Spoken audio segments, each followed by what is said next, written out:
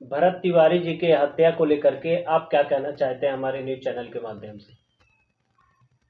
पहले तो आप लोगों का बहुत धन्यवाद कि आप लोगों ने इस मुद्दे को उत्तर प्रदेश में उठाना सार्थक समझा। हत्या भरत तिवारी की केवल नहीं की गई पुलिस के द्वारा, हत्या उन सभी युवा साथियों की गई इस गोली के द्वारा जो इस देश के करप्ट सिस्टम से देश को बाहर निकालना चाहते हैं।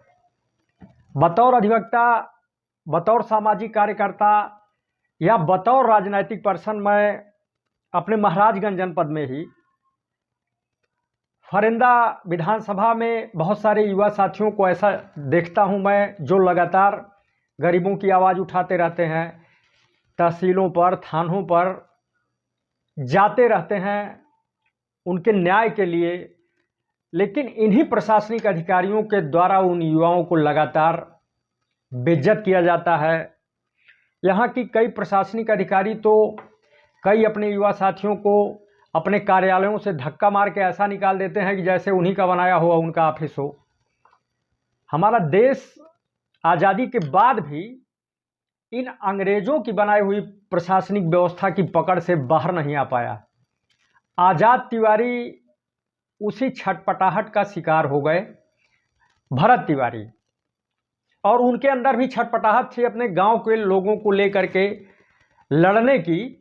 और भरत तिवारी के द्वारा लगातार जब प्रशासनिक अधिकारियों को वहां जमुनिया गांव में व्याप्त समस्याओं को लेकर के लगातार आवेदन किया जाता रहा तो उन्हीं प्रशासनिक अधिकारियों के द्वारा उनको जलील करके बेइज्जत करके भगा दिया गया कार्यालय से। इसलिए वो लड़का मजबूर होकर के उसको लगा कि शायद शांति से हमारी बात नहीं सुनी जाएगी और उसने अपने को बलिदान करने का फैसला किया।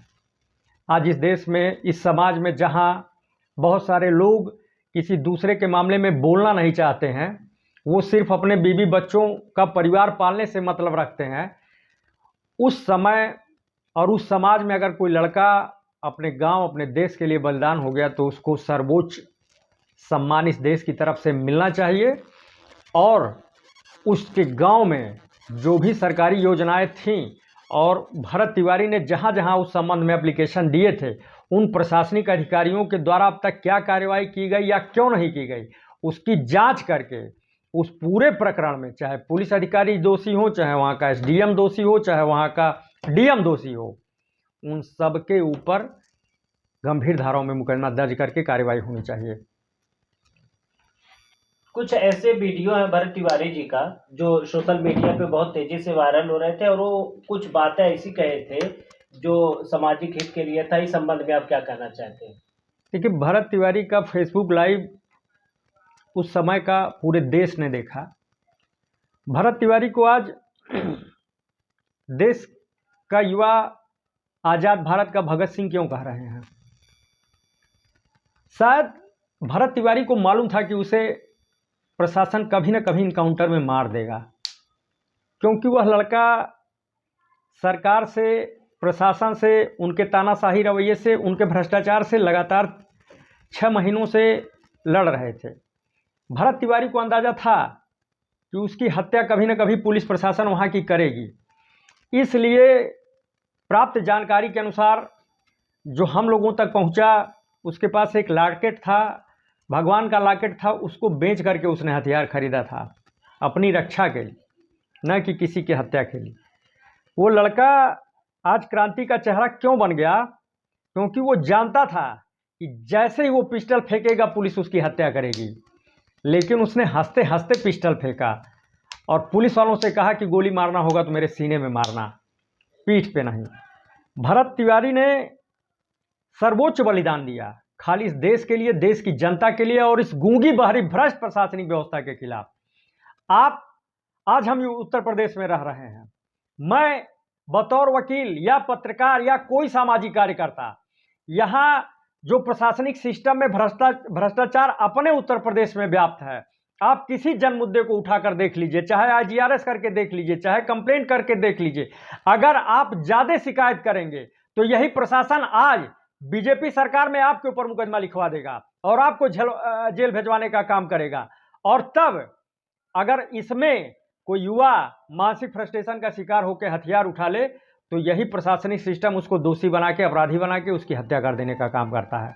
मैं पूछना चाहता हूं ऐसी सरकारों से कि जब सामाजिक कार्यों के लिए, जनता के लिए और समाज से जुड़े मुद्दों को उठाने वाले लड़कों के ऊपर मुकदमा क्यों लिखवाया जाता है इन्हीं प्रशासनिक अधिकारियों के द्वारा?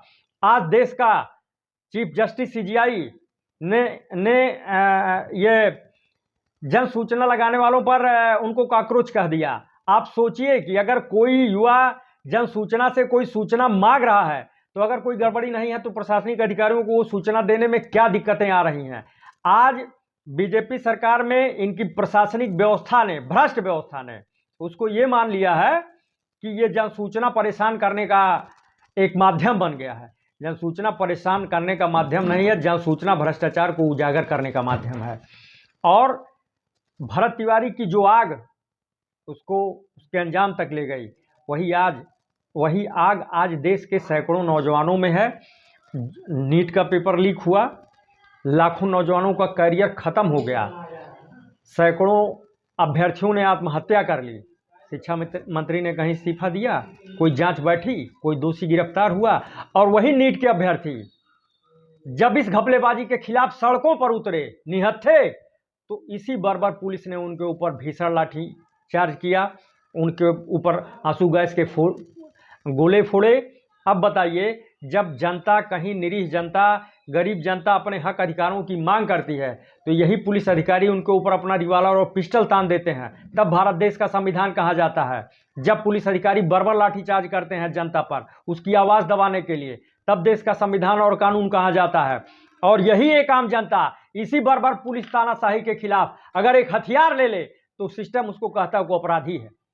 आज बहुत सारे लड़के, बहुत सारे युवा फर्जी मुकदमों में जेल जा रहे हैं, फर्जी इनकाउंटर में मारे जा रहे हैं, उनके ऊपर अन्याय और अत्याचार हो रहा है और तब सरकारें चुप हैं, खामोश हैं। हमें इस सिस्टम के खिलाफ लड़ने की जरूरत है।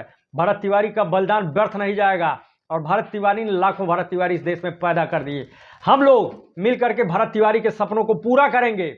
और मैं आनंद नगर की जनता से और महाराजगंज की जनता से कहना चाहता हूं कि कोई भी युवा किसी जाति धर्म का हो, अगर वह लड़ रहा है तो उसको अकेला न छोड़िएगा इन प्रशासनिक कुत्तों के सामने, नहीं तो उसको भी भरत तिवारी की तरह नोच खाएंगे ये लोग। इसीलिए कहीं भी अगर कोई युवा साथी और कोई राजनीतिक व्यक्ति आवाज उठाता है, किसी भी दल का हो, किसी जाति का हो, किसी धर्म का हो, तो मैं उसका समर्थन करने जरूर पहुंच जाता हूं, क्योंकि उसका हश्र कहीं भरत तिवारी जैसा ना हो जाए। ब्राह्मण जाति एक ऐसी जाति है जो सरकार लाती है और सरकार बिगाड़ती है, सरकार गिराती है। आखिरकार इन सरकारों में ब्राह्मणों को टारगेट आखिर क्यों किया जा रहा है? इस संबंध में आप क्या कहना चाहते हैं? देखिए,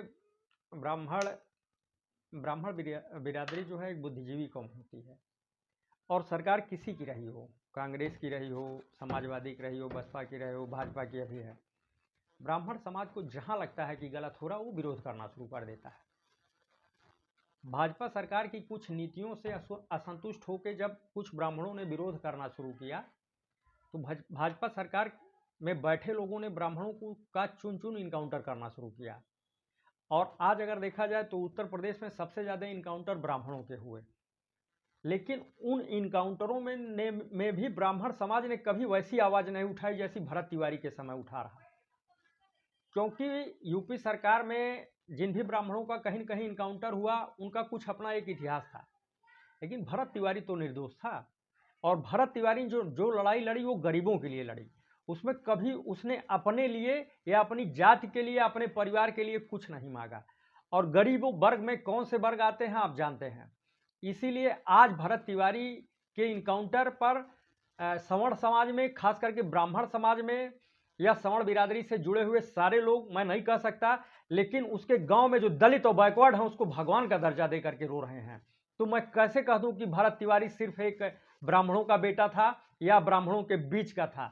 आज उसकी इस मौत पर हमारे अपने ही समाज के बहुत सारे यादव समाज से आने वाले लोग, बहुत सारे निषाद समाज से आने वाले लोग, बहुत सारे विश्वकर्मा समाज से आने वाले लोग और बहुत सारे पिछड़े समाज के लोग आज भरत तिवारी के साथ इस तरीके से खड़े हैं कि मुझे देख करके कम से कम ये खुशी हो रही है कि उसका बलिदान व्यर्थ नहीं गया।